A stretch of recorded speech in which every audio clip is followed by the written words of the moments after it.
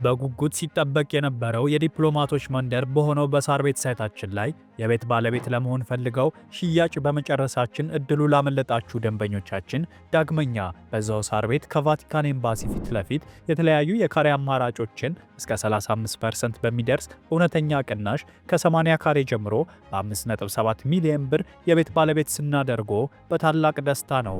በተጨማሪም ቤተ መንግስት አቅራቢያ ያደረገውና የብዙሃኖች ትዝታ በያዘው በአቧሬ አዲሱ ሳይታችን ላይ ከባለ አንድ መኝታ ጀምሮ የመኖሪያ ቤቶችንና የንግድ ሱቆችን ደግሞ ከፈለጉ በኢንዱስትሪ መንደር በሆነው በገላን ባወጣረው ትልቅ የገበያ ማዕከላችን ላይ በጠቅላላ ዋጋ ከ2.6 ሚሊዮን ብር ጀምሮ የሱቅ ባለቤት ይሁኑ። ያለን ቦታ ውስን በመሆኑ እንዳያመልጦ። ለበለጠ መረጃና ለሳይት ጉብኝት ከታች በምናስቀምጠው ስልክ ይደውሉ።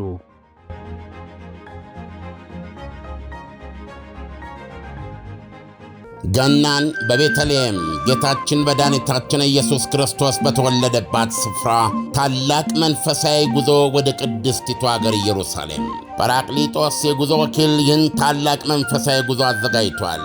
ጌታችን ከተወለደበት ቤተልሔም፣ ቀራንዮ፣ ጎልጎታ፣ ናዝሬትን፣ ጌት ሰማኔንና ቃና ዘገሊላን ይጎበኛሉ። በዮርዳኖስ ወንዝም ይጠመቃሉ።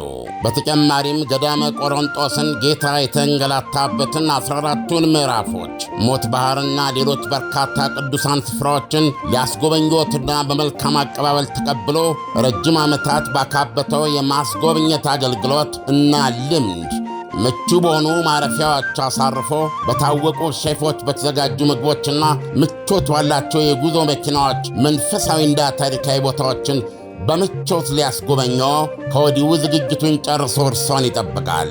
እንደዚሁም ለደብረ ዘይትና ለፋሲካ ምዝገባ ጀምረናል። አድራሻችን መገናኛ ለም ሆቴል ፊት ለፊት ወላንሳና ዘለቀ ሕንፃ አንደኛ ፎቅ ቢሮ ቁጥር 45 እና 46 ነው። ለበለጠ መረጃ በ0939 666611 ወይም በ0930 717171 ይደውሉ። ጰራቅሊጦስ የጉዞ ወኪል።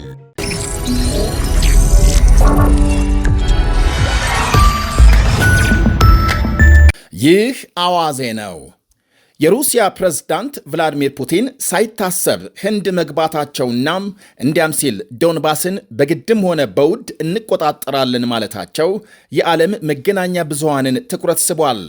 ለ2 ቀናት ጉብኝት ህንድ የገቡት ፑቲን ከጠቅላይ ሚኒስትር ናሬንድራ ሞዲ የሞቀ አቀባበል ሲደረግላቸው የተለያዩ የትብብር ስምምነቶችንም ተፈራርመዋል። ፑቲን እንዴትና ለምን ወደ ህንድ ተጓዙ የሚለው ጥያቄ በበርካታ ወገኖች ዘንድ ትልቅ ትኩረት ያገኘ ሲሆን በተለይ ህንድ የሩሲያን ነዳጅ መግዛት እንድታቆም ከአሜሪካም ጫና እየበረታባት ባለበት ወቅት መሆኑ ልዩ ግምት እንዲሰጠው አድርጓል። 1 ቢሊዮን ህዝብ ያላት ህንድ በዓለም ላይ በፍጥነት እያደጉና ግዙፍ ኢኮኖሚ እየገነቡ ካሉ ሀገሮች አንዷ ስትሆን ይህም የሩሲያን ገበያ በእጅጉ የሳበ ነው፣ በተለይም የነዳጅ ገበያን። ምክንያቱም ህንድ ከዓለም ግዙፍ ድፍድፍ ነዳጅ ከሚሸምቱ ሀገሮች 3ኛ ደረጃ ላይ ስትገኝ ከሩሲያም ከፍተኛ መጠን ያለው ነዳጅ ስትገዛ ቆይታለች። ሞስኮ በዩክሬን ላይ ወረራ ከመፈጸሟ በፊት ህንድ ከውጭ ከምታስገባው ነዳጅ የሩሲያ ድርሻም 2.5 በመቶ ብቻ የነበረ ሲሆን ከጦርነቱ በኋላም ወደ 35 በመቶ ማደጉ ይነገራል።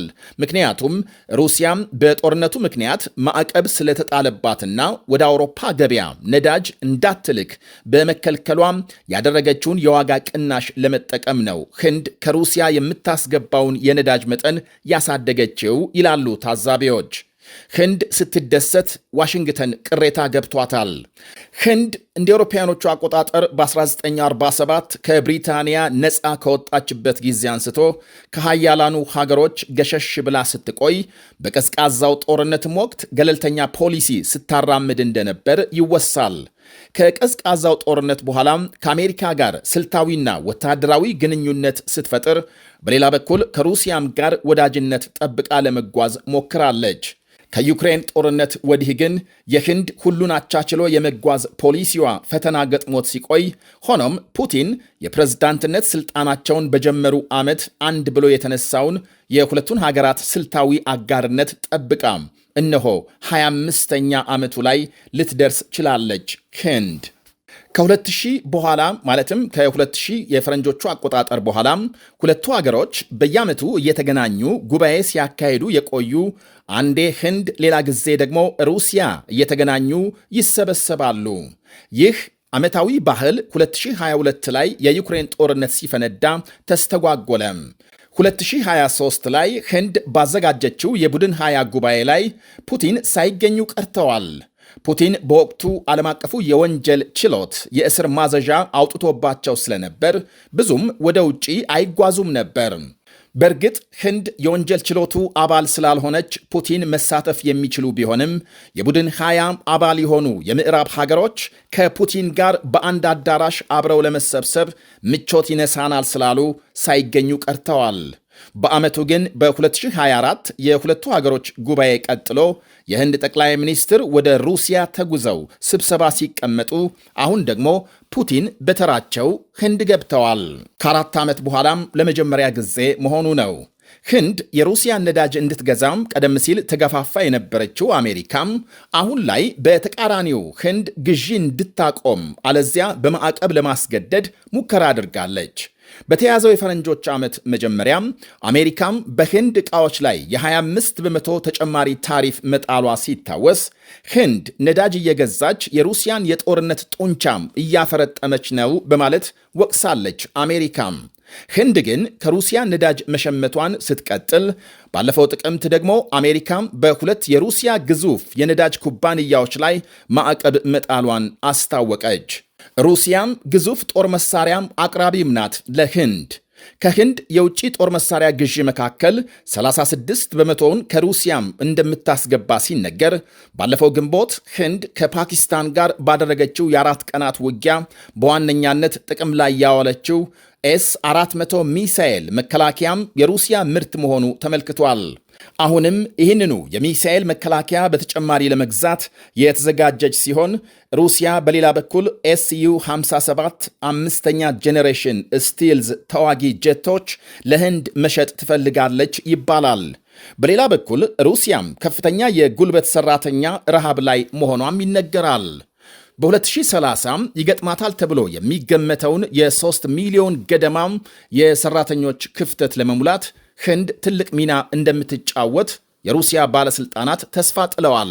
ፕሬዝዳንት ፑቲን እዚያው ህንድ ላይ በሰጡት መግለጫ በሌላ በኩል የዩክሬን ዶንባስ ግዛትን በጉልበት እንወስዳለን የሚል ዛቻ ማሰማታቸው የሰላም ጥረቱ እንዲሳካም ሩጫ ላይ ለሚገኙ ወገኖች የመርዶ ያህል ተቆጥሯል። ፑቲን ዶንባስን ዩክሬኖች ለቀው ይወጣሉ፣ አለበለዚያም በኃይል አስለቅቀን እንቆጣጠራለን ብለዋል። ዶንባስ ግዛት ከ19ኛው ክፍለ ዘመን አንስቶ በከሰል ማዕድን ሀብቱና በኢንዱስትሪ ዞንነቱ በጣም ተፈላጊ ሆኖ ቆይቷል። ፑቲን በግድም ሆነ በውድ ዶንባስን ለመያዝ መነሳታቸው እንግዲህ ለዚህ ነው ይላሉ ታዛቢዎች። በአዲሱ የሰላም ዕቅድ ለዩክሬን የከበደ ጥያቄ የሆነባትም ይኸው የዶንባስ አካባቢዎችን ለሩሲያ እንድትሰጥ መደረጉ እንደሆነ ይነገራል። ከዚህ አኳያም የትራምፕ የሰላም ዕቅድ ሙሉ በሙሉ የመሳካቱ ጉዳይ ለበርካታ ወገኖች አጠራጣሪ የሆነውም ከዚሁ የማይታረቅ ከሚመስለው የመሬት ውዝግብ አንጻር ነው ይባላል። ይህ በእንዲህ እንዳለ ህንድና ሩሲያም በ2030 ማለትም ከ4 ዓመት በኋላ የሁለትዮሽ የንግድ ልውውጣቸውን በ100 ቢሊዮን ዶላር ለማስፋት መስማማታቸውን ፕሬዝዳንት ፑቲን ገልጸዋል። ዛሬ በሁለተኛ ቀን ጉብኝታቸው ሀገሮቹ በጸጥታም፣ በኢኮኖሚ፣ በንግድና በባህል ዘርፎች ስምምነቶች ተፈራርመዋል። የሰራተኛ ልውውጥ ስምምነት ማድረጋቸውም የተመለከተ ሲሆን ህንድ በየዓመቱ ከ10 እስከ 12 ሚሊዮን ወጣቶች ለስራም ዝግጁ እንደሚሆኑና ከነዚህም አብዛኞቹ የሩሲያን የሰራተኛ እጥረት እንዲሸፍኑ ከመግባባት ተደርሷል። በእርግጥ አብዛኛው ህንዳዊ ለስራም የባህረ ሰላጤው ሀገራትን ይመርጣል ቢባልም ሩሲያም ሄዶ ሕይወት መለወጥ እንደሚቻል ዜጎቻቸውን ማስተማር ጀምረዋል የህንድ ባለስልጣናት። በሌላ ዜናም የጀርመን ቻንስለር ፍሬድሪክ ሜርዝ የሰላም ዕቅዱን በተመለከተም ዜሌንስኪ ጥንቃቄ እንዲያደርጉ መምከራቸው ተሰምቷል። አደራዳሪዎች በእርሶም ሆነ በእኛ ላይ ሊጫወቱ ስለሚችሉ ጥንቃቄ ያድርጉ ብለዋል የጀርመኑ መሪ። የፊንላንድ ፕሬዝዳንት አሌክዛንደር ስታብ በበኩላቸው ዩክሬንና ዜሌንስኪን ከአደራዳሪዎች ጋር ለብቻቸው ልንተዋቸው አይገባም ሲሉ አሳስበዋል። የነጩ ቤተ መንግሥት ባወጣው መግለጫ ግን የውጭ ጉዳይ ሚኒስትር ማርኮ ሩቢዮ፣ ልዩ ልዑኮች ስቲቭ ዊትኮፍ እና ጃሬድ ኩሽነር እንዲሁም መላው የብሔራዊ ጸጥታ ቡድን የዩክሬን ጦርነትን ለማስቆም ያለ እረፍት እየሰሩ ናቸው ብሏል። ከሁለቱም ተፋላሚ ወገኖች መረጃ ሲያሰባስቡ መቆየታቸውን የአውሮፓ መሪዎች በድርድሩ እምነት እያጡ መምጣታቸው አንድም የሰላም ዕቅዱ ለሩሲያም አድልቷል የሚል አቋም አስቀድመው መያዛቸው፣ እንዲያም ሲል ለፑቲን የመስፋፋት ዕቅድ ወይም ፍላጎት ትራምፕ ብዙም ቁብ አልሰጡም የሚል እምነት ማሳደራቸው እንደሆነ ይነገራል። ዶናልድ ትራምፕ ከትላንት እስከ ዛሬ ከሩሲያ ጋር የግል ንግድ ትስስር ለመፍጠር ካላቸው ፍላጎት ጋር ተያይዞ ለሞስኮ ማድላታቸው፣ ዩክሬንን መጫናቸው በግልጽ እየታየ ነው ይላሉ የተለያዩ ወገኖች። ትራምፕ በአሜሪካም አሉ ከተባሉ ነጋዴዎች አንዱ እንደመሆናቸው ፑቲን ስልጣን ከያዙበት ጊዜ አንስቶ በሞስኮ ሆቴልና ሪል ስቴት የመሳሰሉ ኢንቨስትመንቶችን ለማካሄድ ደጋግመው ሲሞክሩ እንደነበር ተመልክቷል። አሁን ይህን ፍላጎትና ህልማቸውን የተገነዘቡ የሩሲያ ባለስልጣናት በድርድሩ ጥቅማቸውን አስጠብቀው ለመውጣት እየተጠቀሙበት ነው ይባላል። የጀርመንና የፊንላንድ መሪዎች ዩክሬንን ተጠንቀቂ ማለታቸውም ለዚህ ሳይሆን አይቀርም ባይ ናቸው እነዚያ ወገኖች። ይህ አዋዜ ነው። ገናን በቤተልሔም ጌታችን መድኃኒታችን ኢየሱስ ክርስቶስ በተወለደባት ስፍራ ታላቅ መንፈሳዊ ጉዞ ወደ ቅድስቲቱ አገር ኢየሩሳሌም ጰራቅሊጦስ የጉዞ ወኪል ይህን ታላቅ መንፈሳዊ ጉዞ አዘጋጅቷል። ጌታችን ከተወለደበት ቤተልሔም፣ ቀራንዮ፣ ጎልጎታ፣ ናዝሬትን፣ ጌት ሰማኔንና ቃና ዘገሊላን ይጎበኛሉ። በዮርዳኖስ ወንዝም ይጠመቃሉ። በተጨማሪም ገዳመ ቆሮንጦስን ጌታ የተንገላታበትን 14ቱን ምዕራፎች፣ ሞት ባሕርና ሌሎች በርካታ ቅዱሳን ስፍራዎችን ሊያስጎበኞትና በመልካም አቀባበል ተቀብሎ ረጅም ዓመታት ባካበተው የማስጎብኘት አገልግሎት እና ልምድ ምቹ በሆኑ ማረፊያዎች አሳርፎ በታወቁ ሼፎች በተዘጋጁ ምግቦችና ምቾት ባላቸው የጉዞ መኪናዎች መንፈሳዊና ታሪካዊ ቦታዎችን በምቾት ሊያስጎበኞ ከወዲሁ ዝግጅቱን ጨርሶ እርሶን ይጠብቃል። እንደዚሁም ለደብረ ዘይትና ለፋሲካ ምዝገባ ጀምረናል። አድራሻችን መገናኛ ለም ሆቴል ፊት ለፊት ወላንሳና ዘለቀ ሕንፃ አንደኛ ፎቅ ቢሮ ቁጥር 45ና 46 ነው። ለበለጠ መረጃ በ0939 666611 ወይም በ0930 717171 ይደውሉ። ጰራቅሊጦስ የጉዞ ወኪል። በጉጉት ሲጠበቅ የነበረው የዲፕሎማቶች መንደር በሆነው በሳር ቤት ሳይታችን ላይ የቤት ባለቤት ለመሆን ፈልገው ሽያጭ በመጨረሳችን እድሉ ላመለጣችሁ ደንበኞቻችን ዳግመኛ በዛው ሳር ቤት ከቫቲካን ኤምባሲ ፊት ለፊት የተለያዩ የካሬ አማራጮችን እስከ 35% በሚደርስ እውነተኛ ቅናሽ ከ80 ካሬ ጀምሮ በ5.7 ሚሊዮን ብር የቤት ባለቤት ስናደርጎ በታላቅ ደስታ ነው። በተጨማሪም ቤተ መንግሥት አቅራቢያ ያደረገውና የብዙሃኖች ትዝታ በያዘው በአቧሬ አዲሱ ሳይታችን ላይ ከባለ አንድ መኝታ ጀምሮ የመኖሪያ ቤቶችንና የንግድ ሱቆችን ደግሞ ከፈለጉ በኢንዱስትሪ መንደር በሆነው በገላን ባወጣረው ትልቅ የገበያ ማዕከላችን ላይ በጠቅላላ ዋጋ ከ2.6 ሚሊዮን ብር ጀምሮ የሱቅ ባለቤት ይሁኑ። ያለን ቦታ ውስን በመሆኑ እንዳያመልጦ። ለበለጠ መረጃና ለሳይት ጉብኝት ከታች በምናስቀምጠው ስልክ ይደውሉ።